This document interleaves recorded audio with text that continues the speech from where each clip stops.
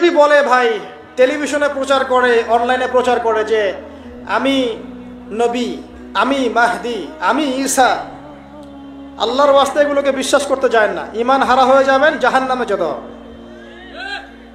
নবীজি বলেছেন কিয়ামতের আগে 30 জন ভণ্ড নবী আসবে। কয়জন?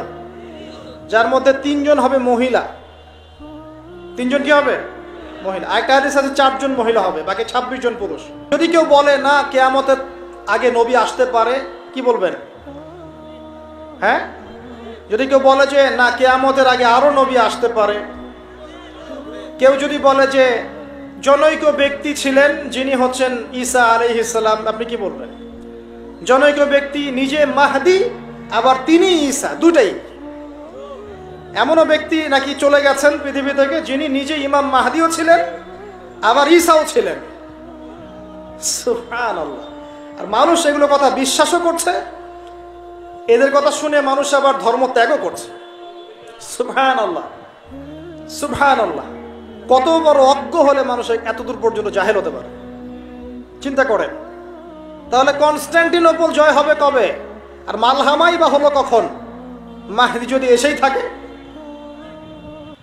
তাহলে দাজ্জালের হত্যা আবার কখন করা হলো? ঈসা ইবনে মারইয়াম যদি এসেই থাকে, তাহলে মাসিহুদ দাজ্জালকে কোথায় মারা হলো?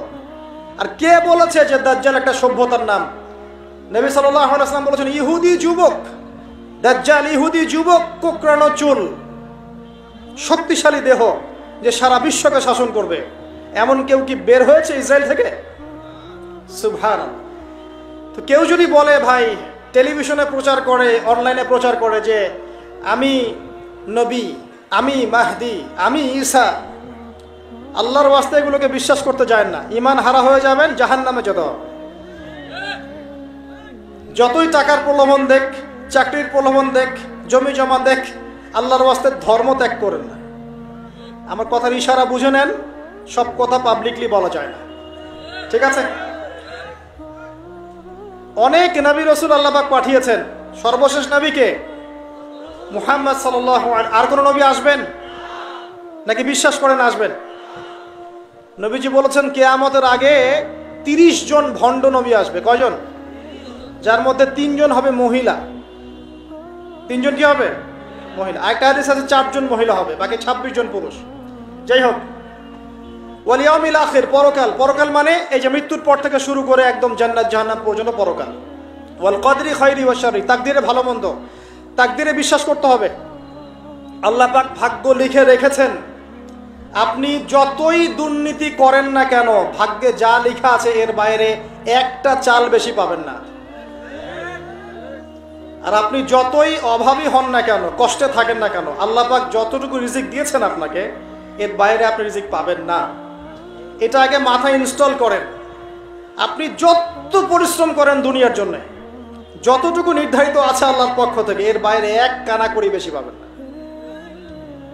আর তাহলে যারা তাকদীরে বিশ্বাস করে তারা কিন্তু কখনো হতাশ হবে না, আত্মহত্যা করবে না, যে আল্লাহ পাক তাকদীরে যা লিখেছেন আমার তাই হয়েছে, আল্লাহ পাক তাকদীরে লিখেছেন তাই হয়েছে, আমি হতাশ কেন হব, আমি আত্মহত্যা কেন করব, আমি কেন পিছু পা হব, আমি বরং আল্লাহর প্রতি তাওয়াক্কুল করে এগিয়ে যাব, আমি কাজ করব।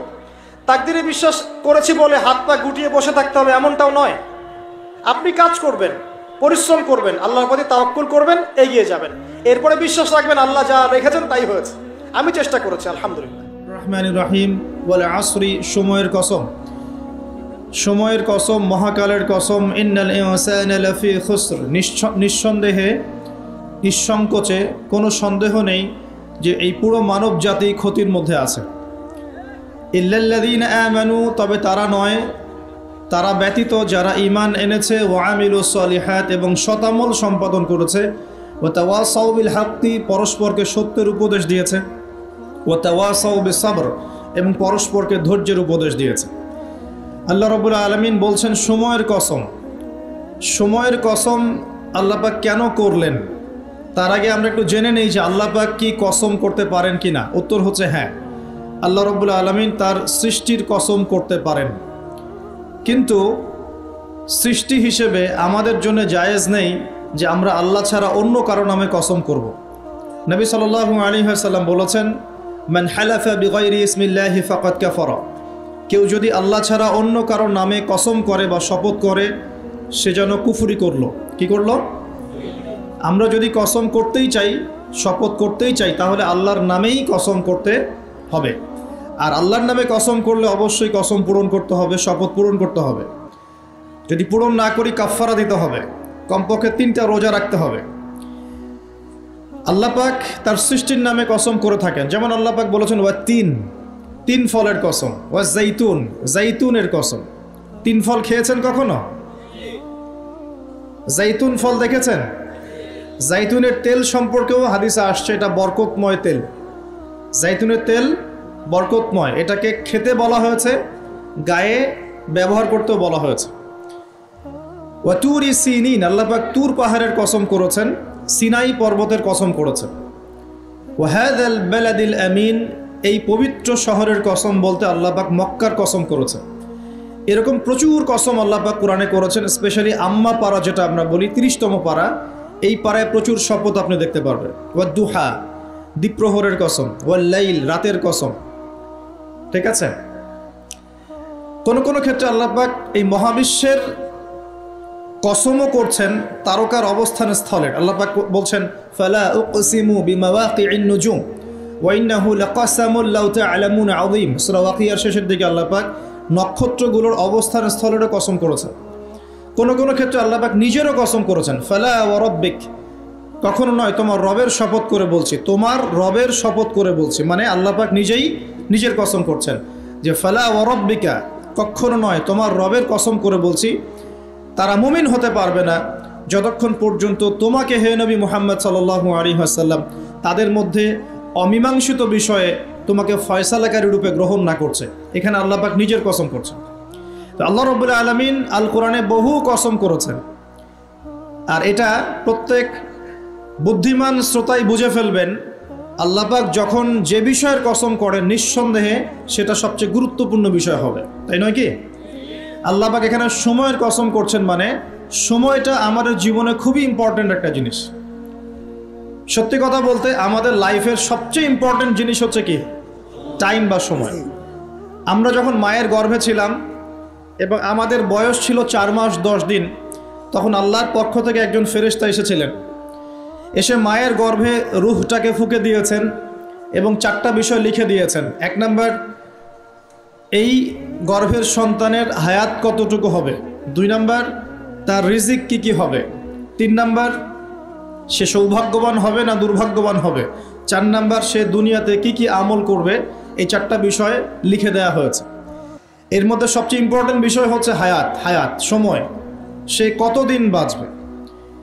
হায়াতের মধ্যে বরকত হয়, কিন্তু আল্লাহ পাকের নির্ধারিত হায়াত কিন্তু বাড়েও না কমেও না। আল্লাহ পাক যে সময় নির্ধারণ করেছেন এই সময়টুকুই আমাদের দুনিয়ার হায়াত। আল্লাহ পাক নির্ধারণ করে বলেছেন লিয়াবলুয়াকুম আইয়ুকুম আহসানু আমালা। এই হায়াত মওত সৃষ্টি করার বিষয়টা হচ্ছে আল্লাহ পাক দেখতে চান দুনিয়াতে তোমাদের মধ্যে কাজে কে শ্রেষ্ঠ, কাজে কে উত্তম, আহসান কে, কাজে সেরা কে। আল্লাহ পাক দেখতে চান না আমলের মধ্যে এভারেজ কে, গতানুগতিক কে। আল্লাহ পাক দেখতে চান আমলের শ্রেষ্ঠ কে। কাবীর মানে বড়, আকবার মানে সবচেয়ে বড়, সগীর মানে ছোট, আসগর মানে আরো অনেক ছোট, হাসান মানে হচ্ছে ভালো উত্তম, আহসান মানে সবচেয়ে ভালো, বেস্ট ওয়ান। আল্লাহ পাক দেখতে চান লিয়াবলুয়াকুম আইয়ুকুম আহসানু আমালা, তোমাদের মধ্যে দুনিয়াতে আমলে আহসানকে। আল্লাহ পাক এভারেজ মুসলিম দেখতে চান না, এক্সেপশনাল মুসলিম দেখতে চান। আমি কি বোঝাতে পারছি? এই জন্য আল্লাহ পাক হায়াত ও মওত সৃষ্টি করেছেন এবং দুনিয়ার জীবনটা আমাদেরকে উপহার দিয়েছেন। আরেকটা উদ্দেশ্য হচ্ছে আল্লাহ পাক দেখতে চান এই কারাগারের জীবনে আমলের শ্রেষ্ঠকে এবং কে আল্লাহ পাকের বিধানগুলো মেনে চলে, এবং কারা কারা আল্লাহ পাকের জমিনের মধ্যে তার খেলাফতের দায়িত্ব পালন করে। আমরা কিন্তু আল্লাহর খলিফা। আমরা কি? আল্লাহর খলিফা। আমাদের পিতাকে আল্লাহ পাক সৃষ্টি করেছিলেন পৃথিবীতে আল্লাহর খলিফা হিসাবে। আল্লাহর খলিফার কাজ কি? শুধু ইবাদত করাই খলিফার কাজ নয়। আল্লাহর খলিফার কাজ হচ্ছে আল্লাহ পাকের জমিনের মধ্যে ন্যায় বিচার প্রতিষ্ঠা করা, আল্লাহর বিধান প্রতিষ্ঠা করা। এটা আল্লাহর খলিফার কাজ। যদি পৃথিবীতে আমরা আল্লাহ পাকের বিধান প্রতিষ্ঠা না করে শয়তানের বিধান প্রতিষ্ঠা করি, তাহলে আমরা আল্লাহর খলিফা থাকবো না, শয়তানের খলিফা হয়ে যাব। আমি কি বোঝাতে পারছি? আল্লাহ পাক দুনিয়ার এই কারাগারের জীবনটাতে আমাদেরকে নির্ধারিত সময় দিয়েছেন, ওয়াল আসরির সময়ের কসম। আরেকটা অর্থ এখান থেকে নেওয়া যায়, সেটা হলো আল্লাহ পাক সময়ের কসম করে আমাদেরকে মূলত অতীতকালের দিকে তাকাতে বলছেন। কোন দিকে? অতীতের দিকে। কোরআন খুললে আপনি দেখবেন, আমার সামনে যে কিতাব আছে আল্লাহ পাকের কিতাব আল কোরআনুল করিম, এই কোরআনুল করিমকে আপনি 3টা ভাগে ভাগ করতে পারবেন। একটা অংশে গিয়ে দেখবেন এখানে আছে হুকুম আহকাম, কি করা যাবে কি করা যাবে না, কি করতে হবে কি করতে হবে না। দ্বিতীয় অংশে গিয়ে আপনি পাবেন আল্লাহ রাব্বুল আলামিনের তাওহীদ, তাওহীদ, রিসালাত, আখিরাত, এই বিষয়টা পাবেন। আল্লাহ এক, মুহাম্মদ সাল্লাল্লাহু আলাইহি ওয়াসাল্লাম শেষ নবী, এবং আখিরাত, এর পরের জীবন, এর ধাপগুলো, হিসাব নিকেশ, জান্নাত জাহান্নাম, এগুলো পাবেন। আরেকটা অংশে গিয়ে আপনি পাবেন ইতিহাস। কি পাবেন? ইতিহাস, পূর্ববর্তী নবীগণের ইতিকথা পাবেন। একদম আদম আলাইহিস সালাম থেকে শুরু করে শেষ নবী মুহাম্মদ সাল্লাল্লাহু আলাইহি ওয়াসাল্লাম পর্যন্ত পুরো হিস্ট্রি আপনি কোরআনে পাবেন ইনশাআল্লাহ। আল্লাহ পাক ওয়াল আসরি বলে আমাদেরকে একটু পিছনের দিকে তাকাতে বলছেন, একটা জিনিস লক্ষ্য করতে বলছেন। সেই জিনিসটা কি? সেই জিনিসটা হচ্ছে আল্লাহ পাক লক্ষ্য করতে বলছেন যে আদম আলাইহিস সালাম থেকে শুরু করে শেষ নবী পর্যন্ত, বলেন মুহাম্মদ রাসূলুল্লাহ সাল্লাল্লাহু আলাইহি ওয়াসাল্লাম পর্যন্ত, আল্লাহ পাকের একটা কমন সুন্নত দেখা যাচ্ছে। কমন সুন্নত, সাধারণ সুন্নত। কি সুন্নত?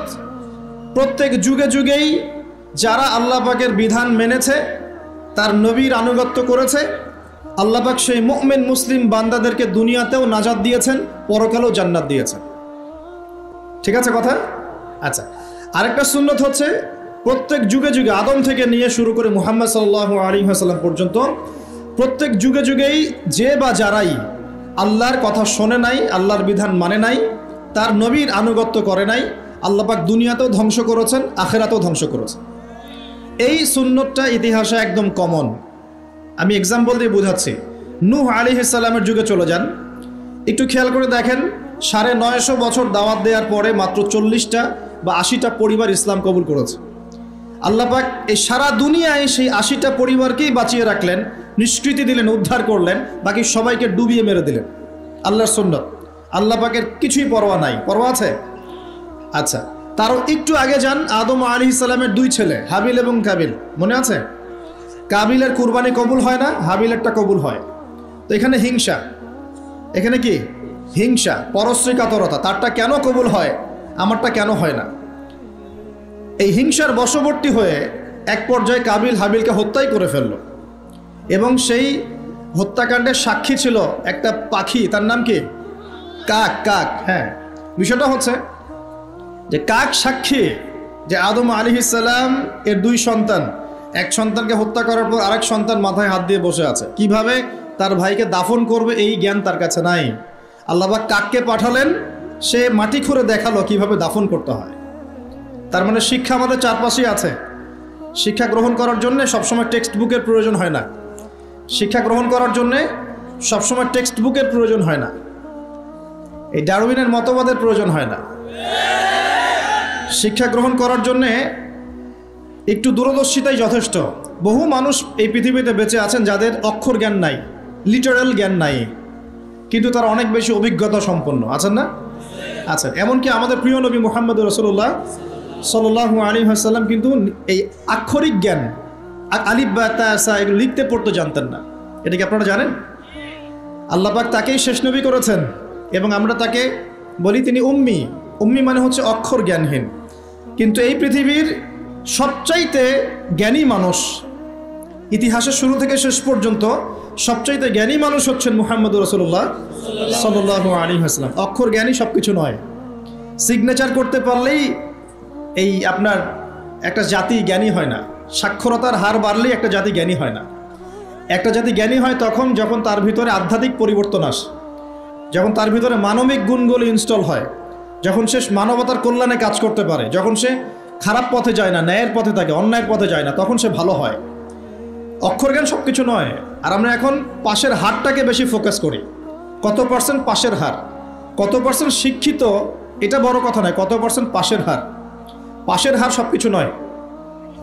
একটা দেশ আছে এখনো পৃথিবীতে, তার নাম ভুটান। কি নাম?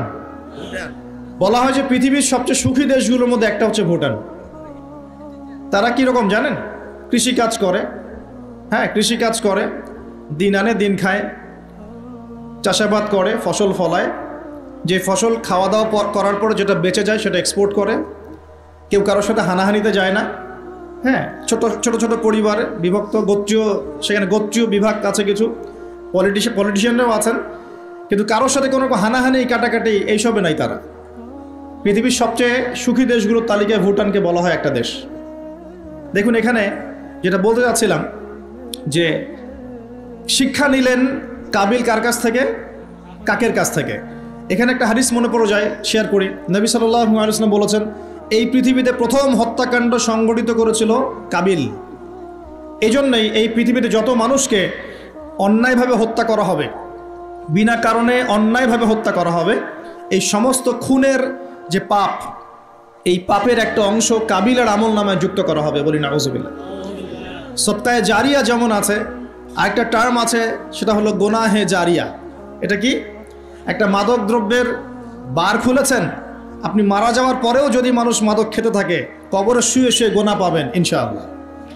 একটা গান গেয়েছেন যেখানে আজে বাজে মিউজিক আছে, বা আজে বাজে শিরকি কথা আছে, কুফরি কথা আছে, মানুষকে আপনার আল্লাহ থেকে দূরে সরাচ্ছে। যত মানুষ সেই গান গাবে এবং শুনবে, আপনার মৃত্যুর পরেও কবরে শুয়ে শুয়ে সেই গোনা পাবেন ইনশাআল্লাহ। একজন মানুষ সিনেমা হল করেছে এবং সেখানে নগ্ন ছবি প্রদর্শন করা হয়। আর এখনকার বেশিরভাগ সিনেমাতেই নগ্ন ছবি দেখানো হয়, কারণ এখন অনলাইনে ঢুকলেই মনে হয় এই জগৎ সমান সমান যৌনতা, মানে এই পৃথিবীটাই মানে যৌনতা, সবখানেই যৌনতা। এমনকি একটা স্যান্ডো গেঞ্জি কিনতে যাবেন, সেখানেও দেখবেন একটা নগ্ন মেয়ের ছবি দিয়ে রেখে দিয়েছে, মানে সব যৌনতা। তো এই যে সিনেমা হলটা করেছেন, যত মানুষ এখানে সিনেমা দেখবে, যদি আপনি মারাও যান, যত মানুষ সিনেমা দেখতে থাকবে, এই গোনার একটা অংশ আপনার কবরে অটোমেটিক ট্রান্সফার হতে থাকবে ইনশাআল্লাহ।